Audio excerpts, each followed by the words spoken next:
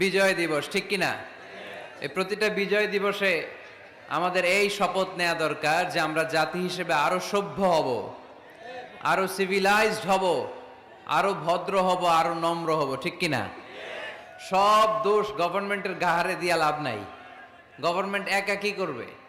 আপনি ঝালমুড়ি খায়া ঝালমুড়ির প্যাকেট যদি রাস্তায় ফেলে দেন, এটা কি গভর্নমেন্ট ঠিক করবে? এই দোষটা কার? যেই জাতি এক জায়গায় প্রোগ্রাম করে ওখানে টিস্যু পেপার ফেলে যায়, পানি খেয়ে বোতলটা নিয়ে যায় না, ঝালমুড়ি খেয়ে প্যাকেটটা রেখে যায়, ওই দেশের গভর্নমেন্ট ওই জাতি ঠিক করতে পারবে না। নিজেদেরকে ঠিক হতে হবে, নিজেরা পরিচ্ছন্ন হতে হবে, সিভিলাইজড হতে হবে, সভ্য হতে হবে, ভব্য হতে হবে। আল্লাহর মেহেরবানি যে আমাদের বিশাল সংখ্যক একটা লোক, একটা বড় জনসংখ্যা দেশের বাইরে কাজ করে, তাই না? আমরা কাজ করে খাই, এতে লজ্জা আছে? কথা কয় না, লজ্জা আছে? আমি তো প্রায় বলি লজ্জা হচ্ছে অলসতায়, কাজে কোনো লজ্জা নাই।